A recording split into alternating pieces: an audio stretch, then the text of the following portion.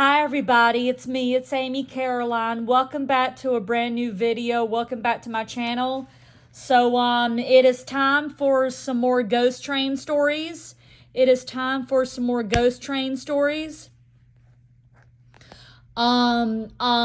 a ghost hunter, and you're like me, and if you're a ghost hunter, uh, um,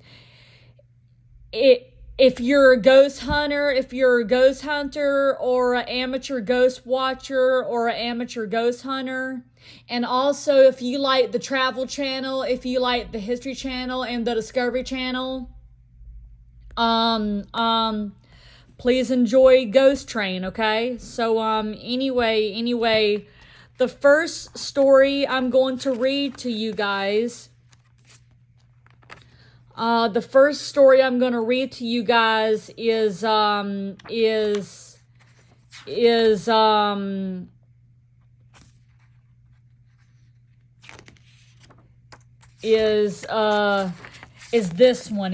one.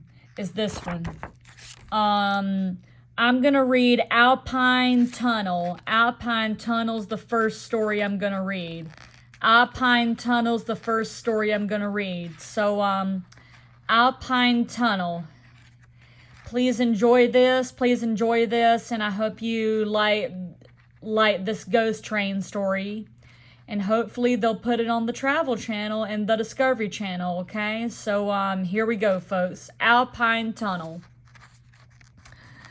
Alpine Tunnel is located on the abandoned narrow gauge Denver South Park and Pacific near Pitkin, Colorado. Michael Woodhill, who spent the night in the old telegrapher's shack near the Bore in 1966, states that the tunnel is spooky enough to make even this hardcore spectacle believe. According to legend, the tunnel is haunted by the ghost of an old engineer who was gassed in the tunnel when his train stalled.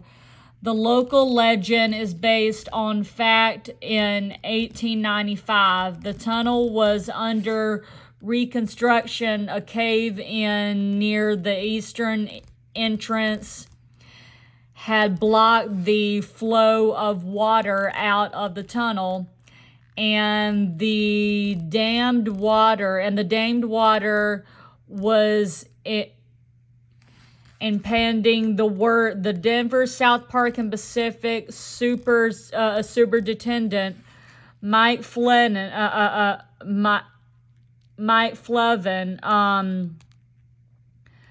made the incredible decision of sending an engine into the tunnel to siphon out of water. The danger involved soon became apparent. The tunnel workers began to be overcome by smoke.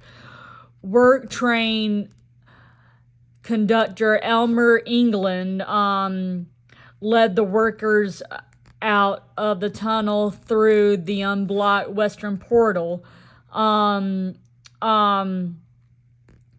But one of them fell across the track before he could be retrieved. The rest of the train crew started backing the engine towards the western portal. The engine was preceded by a worker with a torch who found the man lying across the track. He reported this to the engineer, Dad Martinez, who reached for the throttle to shut off the steam and stop at that moment. Martinez passed out. His weight fell on the throttle, and the train plunged forwards towards the blocked eastern portal. It finally stopped when it hit the cave in 250 feet from the eastern entrance. Conductor England made 3 attempts to reach the engine and run it back out to the west. he was finally overcome by the smoke and saved by one of the workers. Laborers finally reached the engine for hours later.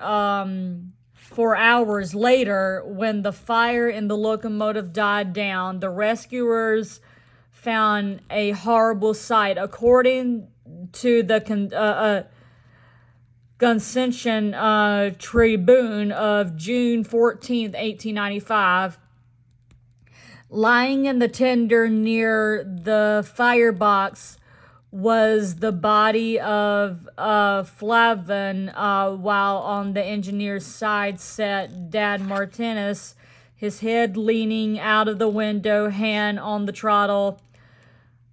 Fireman Byrnes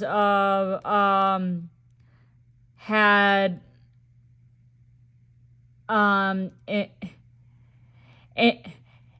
infantly fallen out of the cab, for he was found by 10 feet behind the engine in 2 feet of water, his face and head slightly bruised. These were the only scratches on any of the dead men. The engine had run into the rock and mud, and the pilot head and headlight were broken. The bodies of Flavin and Martinez were warm, but Barnes was stiff and cold. The men did everything they could to revive him, and but all effort proved fatally. Yeah. While this tragedy was taking place inside the tunnel, a timbering crew was working just inside the east portal of the tunnel on the other side of the cave. And from the trapped locomotive, one of the men, Oscar Kamen, had left his coat in the tunnel. Incredibly, he tried 3 times to retrieve it by crawling through a tiny smoke-filled connecting hole at the apex of the cave-in. On his 3rd fatal attempt, he was overcome by the fumes and became the 4th victim of the tragedy. The Alpine Tunnel ghost legend perpetuates a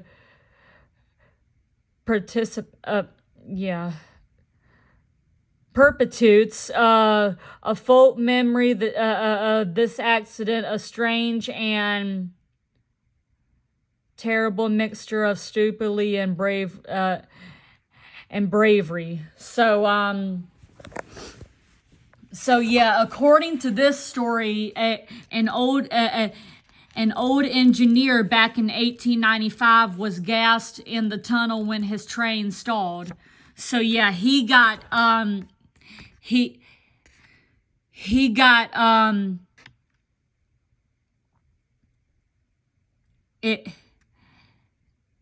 I guess he got stuck on the throttle and hit.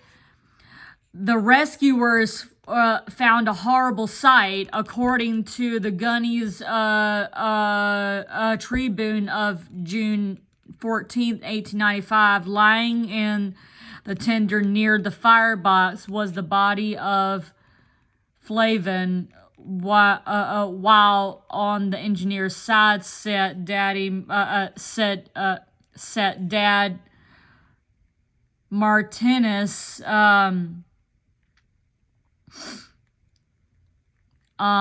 his head leaning out of the window, hand on the throttle. Fireman Bronze Burns or Bynes or whatever he is. I can hardly say any of these names, y'all. Please forgive me. But anyway, Fireman Barnes had infantily fallen out of the cab, for he was found about 10 feet behind the engine. So yeah, he was dead. He was dead at the time. He was slightly bruised and he was dead. He was dead. These were the only scratches on any of the dead men. So the engine had run into rock and mud, and the pilot and headlight were broken. So yeah, the bodies of Flavin and Martinez were warm, but Byron's was stiff and cold. So the men, so yeah, and like it says right here, they did everything they could to revive them, but all the effort proved futile. While this tragedy was taking place inside the tunnel, a timbering crew was working just inside the east portal of the tunnel on the other side. So yeah, their engine was behind the other engine, and there had been another engine right behind them that was working on the tracks and working in the tunnel too. So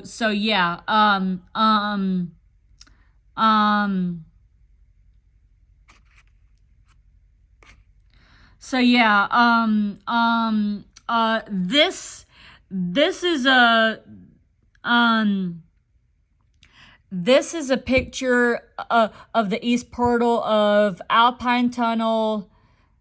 Do the ghosts of the Alpine Tunnel work train crew haunt the scene of their tragic deaths? So right here is the is the east side portal of Alpine Tunnel right here. So yeah,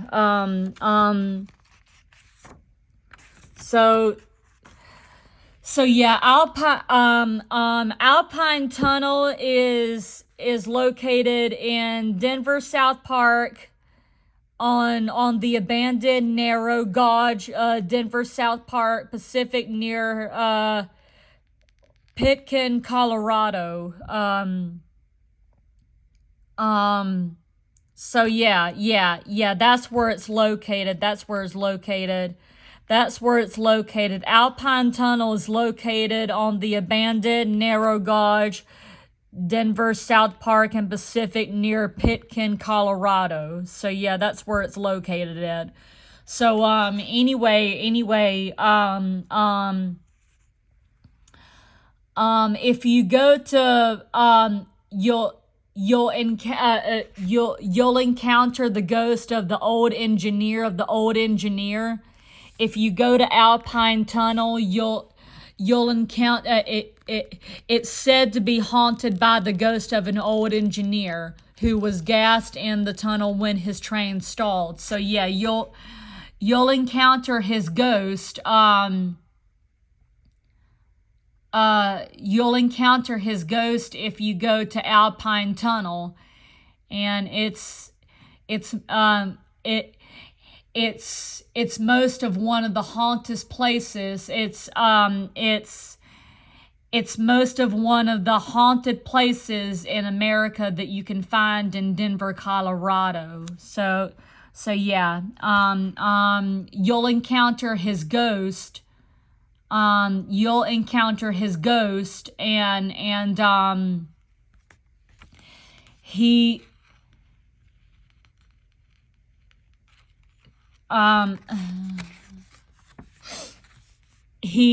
encountered his ghost perpetuates the Alpine ghost legend perpetuates a folk memory of this accident, a strange and terrible mixture of stupidity and bravery. So yeah. The tunnel is haunted. Of course, of course it is haunted. Of course it is. You'll encounter his ghost. You'll encounter his ghost if you go to this tunnel, okay? So anyway, Alpine Tunnel. Now I'm going to read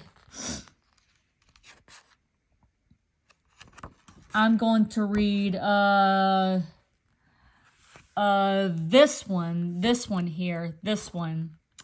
Haunted railroad stations. Okay, so you guys know where New York City Grand Central Station is, right? Well, guess what? New York City Grand Central Station is in New York City. I've been there before. I've been to Grand Central Station. Anyway, I've been there before. Anyway, Grand Central Station, is a haunted place too, Yeah, Grand Central Station is a haunted place too. Anyway, I'm gonna read Haunted Railroad Stations and the Ghost of Grand Central.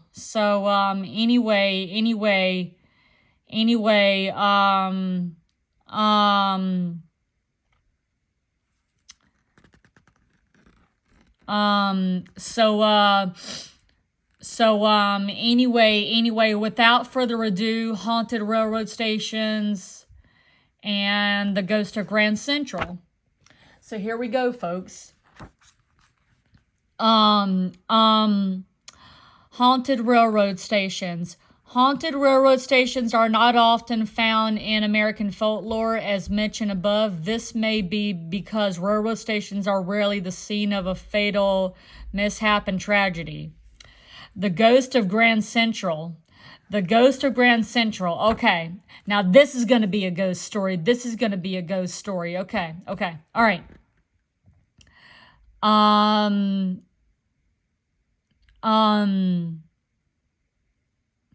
The Ghost of Grand Central. All right, here we go, folks. The Ghost of Grand Central. The Vanishing Samaritan is one railroad ghost that seems to be related to the Vanishing Hitchhiker legend. Another is the Ghost of Grand Central. Back in the days when Grand Central was open 24 hours, the information clerk at the Golden Clock was approached by a very pretty girl of 20 or so. The clerk happened to notice it was 4:17 a.m. The gateman and red cap saw the girl too. She seemed lost and confused and embarrassed. She asked her way home and gave an address off Lexington Avenue in the upper 40s. The red cap disgusted a cab, but the gateman, who was just getting off work, offered to walk the girl home. There was some quiet ribbing up among the men, and as the pair walked off, the gateman and the girl walked up to Lexington Avenue. The girl talking nervously about the aunt she lived with and about staying out late. How this was the first time she'd been out alone after 8. She talked about how angry her aunt would be. They crossed the avenue and the girl quieted down. The gateman turned a corner, and when he looked over, he saw the girl was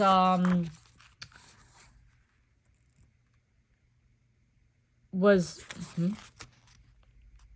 oh, he saw the girl, he saw the girl wasn't with him anymore. Frightened for her safety, he doubled back to Lexington, but she was nowhere in sight.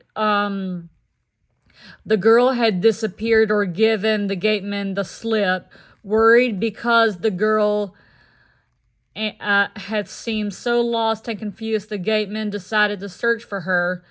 He looked up and down Lex, peering into doorways. He found himself getting strangely gated. So the girl had made a weird impression on him. After looking for her for some time, he decided to check at the address she'd given. He walked there, and even though it was still the wee hours, rang the bell. A frightened old woman answered after the gateman told his story. The old woman sighed. She was my niece. The old woman said, it happens this way every year. The poor girl was in the gas explosion when Grand Central was being built. She was taken to the hospital and died there a few hours later. It was 38 years ago tonight. The girl continued to appear on the anniversary of her death for many years. Today, Grand Central is only used by commuter trains. Amtrak late night runs use Penn Station. What does the poor lost girl do now? So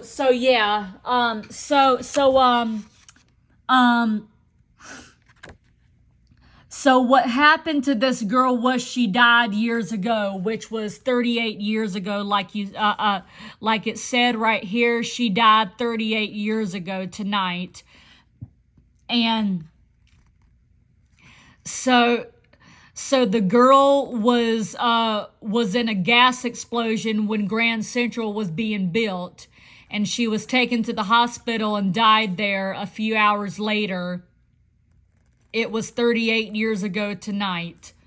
So anyway, the old woman,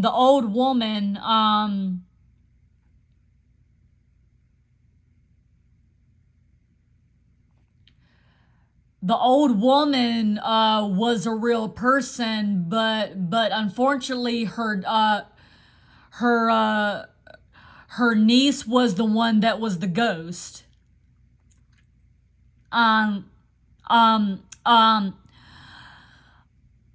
Unfortunately, the niece was her niece was the ghost. Her niece was the ghost, and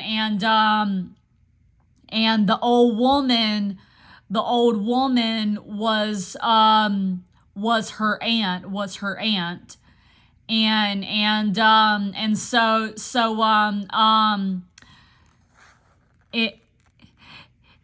it happens this way every year, she said, and the poor girl was in the gas explosion, of course, when Grand Central was being built. So back in the day when Grand Central was being built, they had a gas explosion somewhere. I don't know where, but the girl was in there. The girl was in the gas explosion and passed away at the hospital. So anyway, they couldn't. So it was 30 years ago, like it said right here. It was 30 years. It was 38 years ago.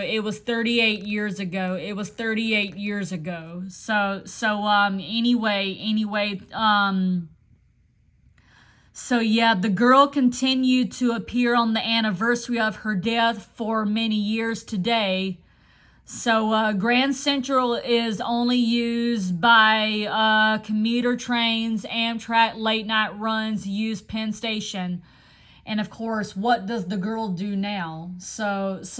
Anyway, we don't know. We don't know what she does. Is it possible that the girl is it possible that the girl still makes her appearance there, or is she gonna keep on being seen at Grand Central Station from now on and then? Is she gonna keep on being seen at Grand Central Station from now on and then when she makes her appearance on the anniversary of her death, or is her aunt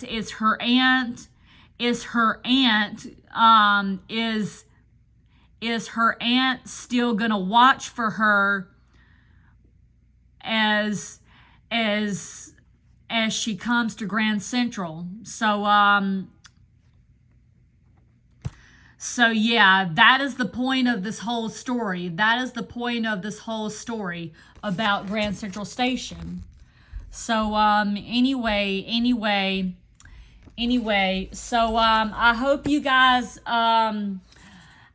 you guys enjoyed these stories, and hopefully this story and this story will be on the Travel Channel and the Discovery Channel one day, and the History Channel one day too. And of course it's gonna be and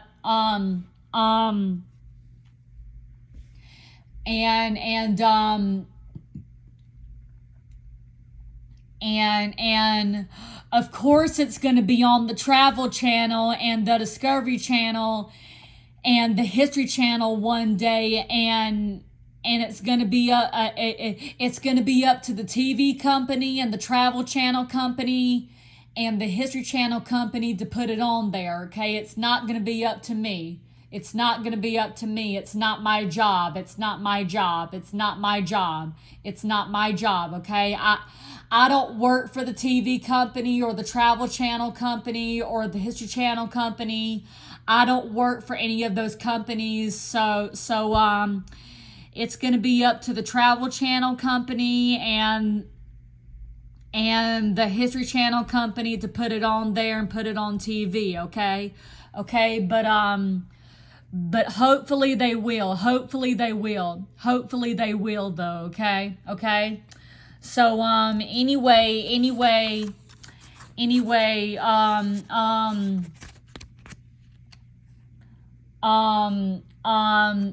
I'm gonna take a little break and come back and read some more ghost train stories to you guys.